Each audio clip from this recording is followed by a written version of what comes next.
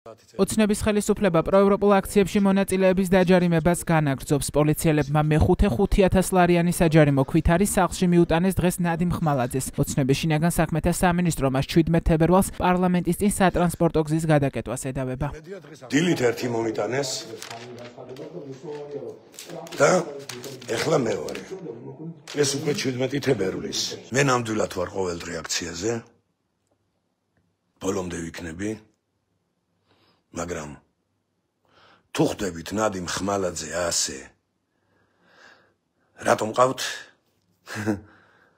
ამოჩემებული ყველამ კარგად იცით ყველა კარგად ხვდებით ეს არის ტერორი პირდაპირი ტერორი ადამიანების და მათ შორის ჩემი ტერორი ნადიმ ხმალაძისთვის ეს უკვე მე-5,000 ლარიანი ჯარიმაა 5-დან 2 საჯარიმო ქვით არის მას სახლში დღეს მიუტანეს ერთი დილით და მეორე საღამოს დილით ხმალაძესთან მისული პოლიციელები ამტკიცებდნენ რომ მან 13 თებერვალსაც პარლამენტის წინ სატრანსპორტო გზა ხელოვნურად გადაკეტა ნადიმ ხმალაძემ საჯარიმო ქვითარს ხელი არ მოაწერა ბატონო ნადიმ, დაინდაზარდების მეწყო სამართლებაში მიმდინარეობს ადმინისტრაციული საქმის წარმოება კერძო 174 მუხლის პრიმა მუხლის მე-5 ნაწილთან დაკავშირებით.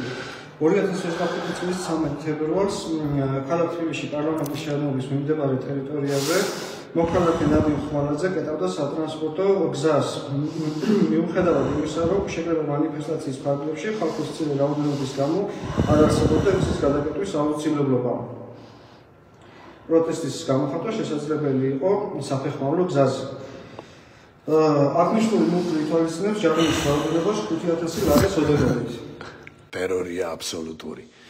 აი, თან მეოთხეა უკვე იცით ეს მეოთხე ჯარიმა სამი სასამართლოში ერთი თქვენ მე არ გეკამათებით და გამაცანით ჩემი უფლებები ჩავიბარო რა შემიძლია რა არ შემიძლია იმიტომ რომ თქვენ დაგავალეს ის სიტყვა არ მინდა გაკადროთ მაგრამ მე პოლიცია ვიცი რომ ჩვენ უნდა გვიცავდეს და აი ასეთ მძიმე რაღაცას რო გავალებენ და სახლებში გატარებენ ამას სხვა რამე ჰქვია ღმერთით მალე შეიცვლება ეს ყველაფერი მეც არაფერს გეუბნებით გისმენთ ბატონო საჯარიმო ქვითრის ჩაბარების როგორც ჩაუბარებლობის უფლება გაქვს დამოკიდებული გინდა ჩაიბაროთ გინდა არა რაც აგრეთვე იქნება დატანილი სპეციალურ სივრცეში ხოლო ჩაბარებული ადმინისტრაციული სამართალდარღვევის სოფლის გასაჩივრების უფლება გაქვს ჩაბარებიდან 10 დღის განმავლობაში სასამართლოში თბილისის საქალაქო სასამართლოში. საიას მიერ 8 თებერვალს გამოქვეყნებული ინფორმაციის თანახმად დემონსტრანტებისთვის დაკისრებული ჯარიმების საერთო რაოდენობა 600,000 ლარს აჭარბებს, თუმცა 8 თებერვლის შემდეგ ოცნების შინაგან საქმეთა სამინისტრომ კიდევ ათეულობით აქციის მონაწილე დააჯარიმა. გზის გადაკეტვის ბრალდებით სამართალდამრღვევად აცხადებენ ისეთ მოქალაქეებსაც, რომლებიც რუსთაველის გამზირზე